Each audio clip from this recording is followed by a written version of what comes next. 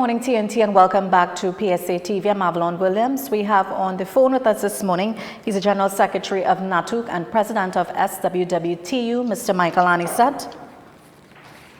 Yeah, pleasant morning to you and the listening public. I trust that all is well with all the listening public this morning, and there wasn't any major mishaps with any one of them.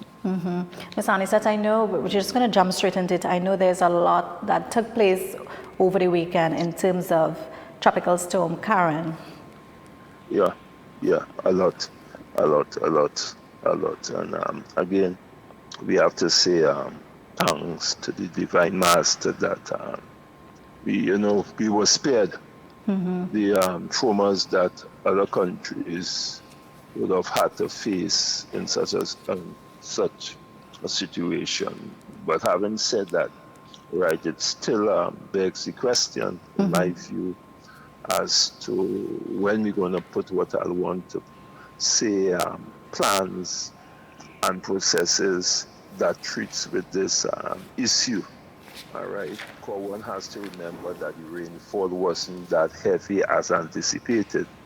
And having said that, the question has to be that if the rainfall was much heavier, what would have been the likely consequences for Trinidad and Tobago? The fact that the Tobago had to close down, I mean, the Scarborough was inoperational, right? No one could have get in and get out. The port had to close down, and there was several buildings told and advised that was water soak based on the level of water that went through Scarborough. Okay, and I think those are issues. I want to say that we have to think about. Those are issues that I think has to take priority. Those are issues that is not now it is happening. It is something that has been happening for an extended period of time. And therefore, we need to put kind of processes, we need to do the kind of study, we need to do the kind of engagement to mitigate the circumstances. We may not be able to mitigate it totally, but we should put some kind of concrete or long-term plan to address those eventualities. Mr. Annisette, we know that fishermen was most vulnerable in a situation like this in Tobago. And my question is to you today, should the government put some sort of insurance or something in place for fishermen in particular? Well, obviously, man-made is not really a man-made disaster. It is something that we continuously have to face as a country and as a global phenomena. And I'm quite aware that there are these phenomena that governments in fact put the kind of insurance that is in place to safeguard the particular country. And I'm saying that it must be extended to the most vulnerable groups too, that will face the brunt of those eventualities. And in that context, I will agree that it's not only fishermen, but any other vulnerable groups of people. Due consideration should be given to crafting the kind of insurance policies that will speak to those eventualities. I know that we've been seeing a lot of comments and stuff coming out on social media regarding Tobagonians, where they're asking for Mr. Calvin Charles, the Chief Secretary, to come forward, and nothing from Mr. Calvin Charles, nor the Prime Minister, which they stated in one of the dailies here. He left the country. What is your take on that? Those are one of the questions that boggle my mind.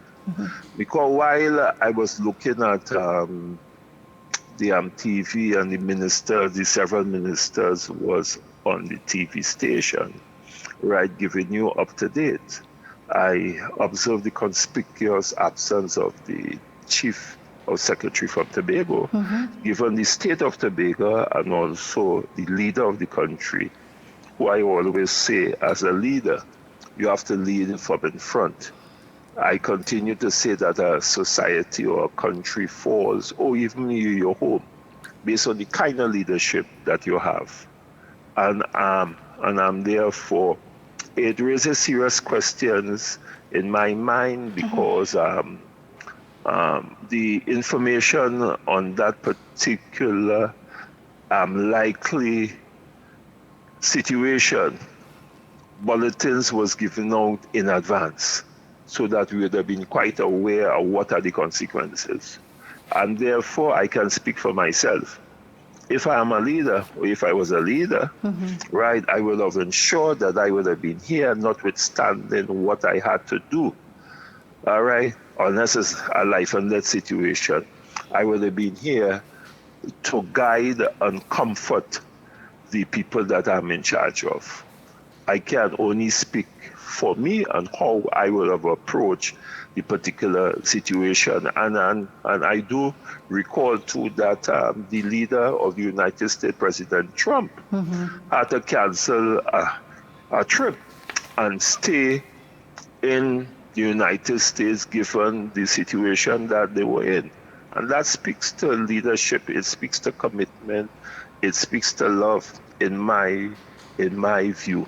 As a leader, you have to be there more so when there's a crisis, right, for the people that you are leading. You must be there to offer hope, faith, and all the other things. I remember too, when they had the situation in Barbados, the prime minister there, I mean, was there with the people making pronouncement, making statement, because she understood that she is the leader. And she will take that responsibility as the leader to guide the process and not leave it to anybody else. To me, that is what leadership is about. Other people may have different views, and I can't fault people for having different views. But all I can speak to that, if it was me as a leader, I will think that that has to be the first priority, to be here with my people in circumstances where they require guidance, leadership, comfort, word of advice, and things like that. It must not be led to third parties. It must be driven by the leadership. I just want to switch gears a bit. We know over the weekend that OWTU has bought over the state entity, which is Petrotrin. No, I don't know if OWTU bought it over. Right. I know a proposal was made by OWTU. Right. All right, and the cabinet has determined that they are the preferred company, right, to take over the access of the refinery and to also run it. Ms. Annisette, do you think that the OWTU can successfully operate the Point-A-Pay refinery?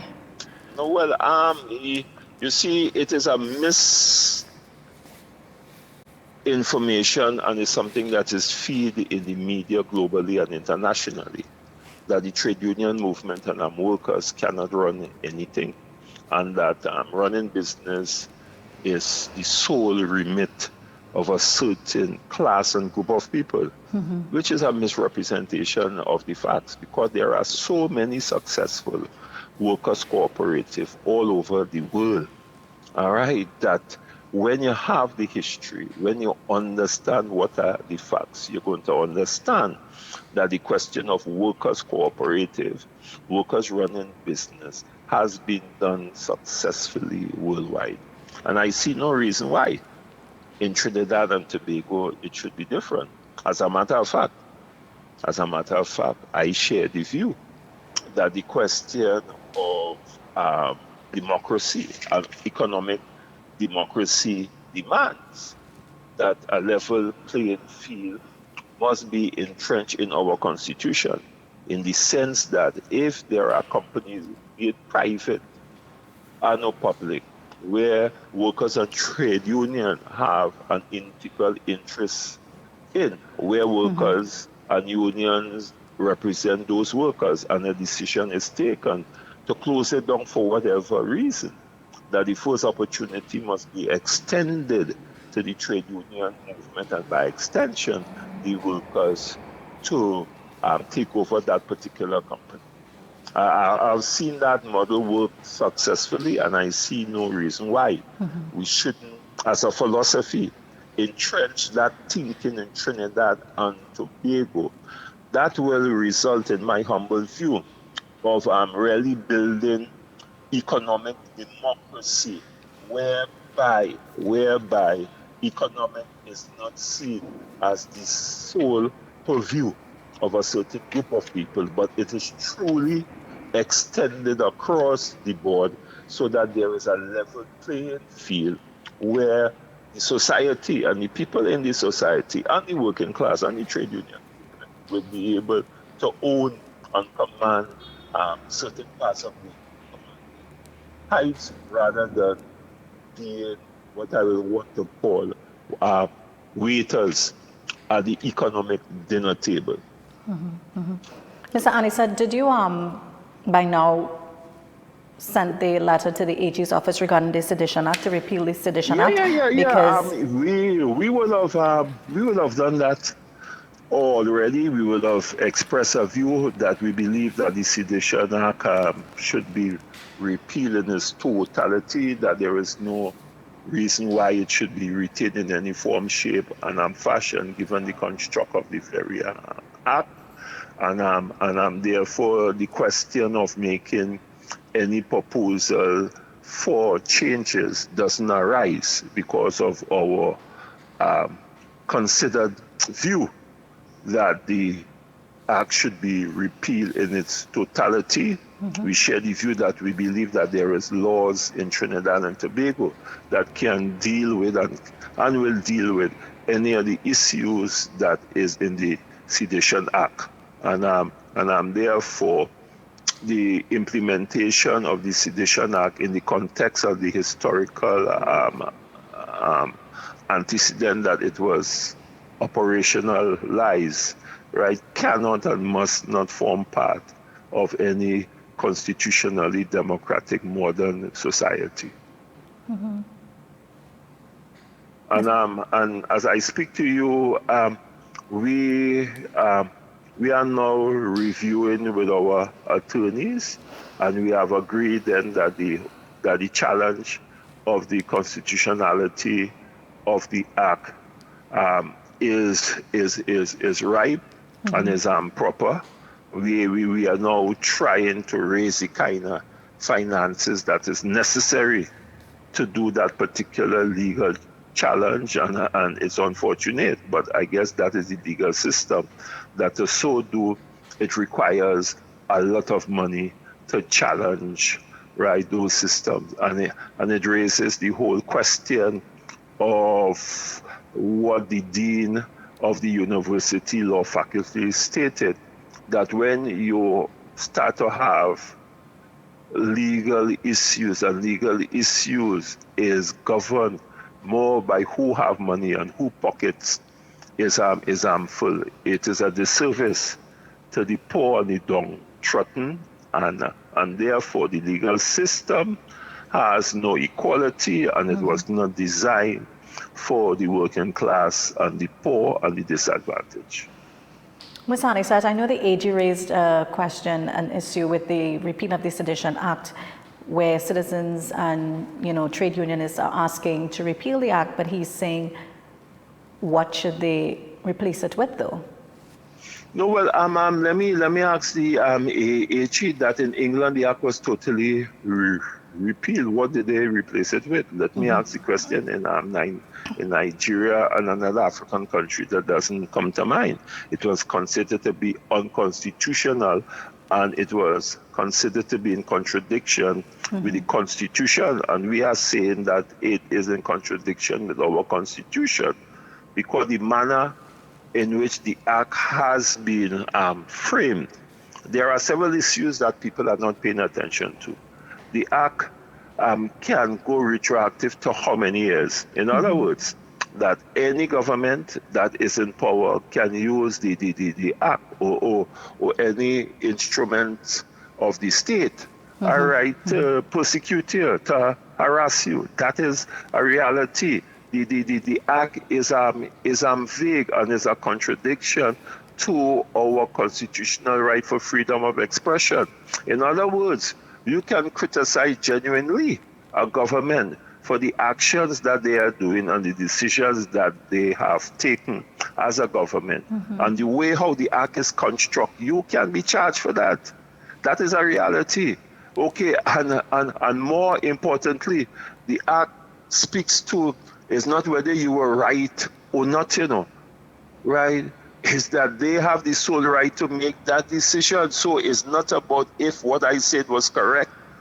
All right? And that is frightening in a modern society that you have an act. And I want the AG to understand that. Because if we understand our history, if we pay attention to our history, we will understand that that act has no basis for a people that is liberated, for a people that fight for independence. I mean, we cannot forget 400 years of slavery, colonialism. Those things were rooted in that kind of system. It came out from the 13th century, where the king was divine, where the king was considered to be God, and therefore no one could speak any ill, rightly or wrongly, against the king. And that is what we are talking about. Those are the realities. And if an attorney general can say, and I guess he's entitled to his view, which I will have to respect, but I beg to disagree with the Attorney General. When you say replace it with what? What do you mean by that? Are you saying that there is no provisions in common law in our law book that speaks to somebody trying to overthrow the government of Trinidad by unlawful means? And that goes beyond sedition, right? We are talking about an act where a statement can be made and the act can be used to frustrate and terrorize anybody. Let us look at what happened with Satmaraj radio station. He made some particular pronouncement that is not being challenged, and they used the Sedition Act to go and raid his office, right? And he hasn't been charged. Let me remind the public, notwithstanding what they said, and I want to remind the public that we condemn the statement that he made, but we also supported his right as a citizen to make the statement. And therefore we criticize the authority for using the act, right, to raid his house and seize documents. All right, and those are the realities. So I'm giving you two instances. We have our Comrade Duke. His matter sub judice, but it is before the court. And his matter was activated 11 months into a statement that he allegedly made that they considered to be offensive. Okay, and seditious. I am not a lawyer and I don't want to get into the case, but I'm making the point is 11 months after, and one has to understand that the very act says that it takes you 12 months. You have 12 months in which to make the charges. And then it raises questions in my mind that this charge was perpetrated after a statement that was made in defense of the public servants that the Honorable Prime Minister made. All right? That is a reality that you cannot get away. I don't have the act in front of me, but if you look at Section 10, Section 10 also gives the provision that you could use other provisions in the law book. You don't necessarily have to use the Sedition Act. That is what it says too, So that in response to the AG, the very act speaks to in Section 10, and you could look at Section 10, that right, you understand, for the AG, not the AG, the DPP, to use other ways and means. But one has to remember that this provision is a criminal act. Under the Seditious Act, the statement is considered to be a criminal act. And we know what a criminal act entails. Okay, if I make a defamation statement against anybody, and then I am charged under the Defamation Act, it's not a criminal act, right? So the point that I'm making that there are provisions within the laws to take care of those eventualities.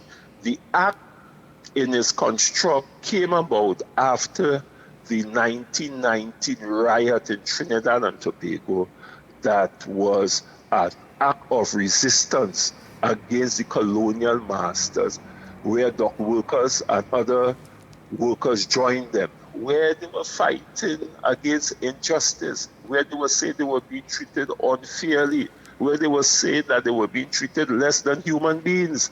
And that brought about a resistance and a fight against the establishment. And the act was put in place to address those issues and them. Are we saying, given the fact that we know the historical facts about this particular act, are we saying that in these circumstances, if you understand your history as an African, as an Indian, because one has to remember that Mahatma Gandhi was jailed for 6 years, right? And I could tell you what Mahatma Gandhi said, right, when he went to court. And it was about a statement that the government considered to be seditious and inciting, right, the population to react against the colonial rule of our government, which was a foreign force in that time was England. That is a reality. And then let us look at the whole history of Martin Luther King and all the statements that he would have made for the civil rights movements. Let us look at Nelson Mandela. Let us look at Mugabe. And I could talk about the 6 African leaders in the 60s who are met in Ethiopia and who made certain statements. Let us look at Haile Selassie statement. Until the color of a man's skin right has no more significance than the color of his eye, it will be war. Everywhere will be war. No, if you make that statement, you can be charged. Right? So one has to understand, with the greatest respect to the learned Attorney General, the implications and the depths of that particular law as it relates to our culture, as it relates to our history. And that must mean something to us as Africans, as indentured labor, as Indians who came here as indentured labor and who came here as armed slaves. Come on. That is a reality. Are we saying that are we truly independent? Are we, by allowing such law to be still in our books, right? And as I say, every law evolves. Law is not static. Law evolves, and law changes with the growing times, right? With the changing times, and we have changed now. Think about it. If that law was in the United States of America, you would have been locked up already. Because look at the kind of statements that the news media makes against the President of the United States. But they recognize the freedom of speech and the right for the expression of that right. Is a right they guard sacredly, because democracy falls on the basis of whether you have a right to express a view. And I mean, those are the realities, and I can go on. If he wants to talk about Australia, I can tell you what Australia did. Or Australia brought about what they will want to call the Terrorist Act. And they incorporate some of the measures within the Terrorist Act, but they took out the offensive parts that we are speaking about in their jurisdiction. That is a fact. What New Zealand did, right? As I speak to you, Amnesty International, right, is now fighting the Indian government, albeit against the very act, because they have concluded, right, rightly or wrongly, that with this new government, they are using the very seditious act to stifle dissent in India. And that is being challenged right now in India. It's unfortunate that the act remained in England, not in England, sorry, in India. But the fact is, it is now being challenged. And then the only time, as I will tell the Attorney General and the government, that something comes up is when the provision is reenacted. And the provision has been reenacted on 2 occasions, right? In Trinidad and Tobago. One with the Satmaraj, one with NATUC. I know there was one with the president of the police association, Mr. Seal, and quite frankly, and I made it clear, I did not pay attention to it, unfortunately, but that is a reality. And with the Satmaraj issue, NATUC was the first organization that came out in defense of Satmaraj's right to make the statement. Okay? Yep. So we have been consistent as an organization because we guard our democracy jealously. And one has to be careful, right? In any form, shape, or fashion where a law can be manipulated and a law can be used by state arms, right, to stifle and terrorize and harass activists, trade unionists, or anybody who wants to speak their mind freely against what the government is doing. Ms. Annisette, I just want to cut you off a bit because I know we're just pressed on time, and just ask you for your closing comment this morning. No, well then, again, I just want to again extend my thanks, right, to the Almighty for sparing us greater disasters. I am saying that again. This is a wake-up call for Trinidad and Tobago, and it tells me that we have to go beyond the politics and the tribal politics and ethnic politics, and we have to come together as a society and bring our collective wisdom and our energies into one, so that we'll be able to have a better Trinidad and Tobago for everyone in Trinidad. Thank you so much. You're welcome, Ms. Annisette. Pleasure is always mine. Take care.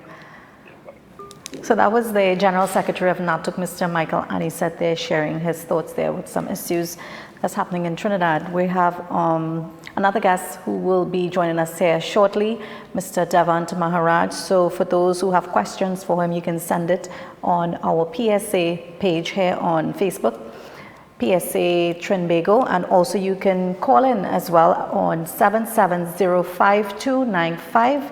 If you want to call to let us know what's happening in your area due to the tropical storm yesterday or any other issues that's affecting you, you can call us at our number here, 7705295. So we're going to toss the news and come right back.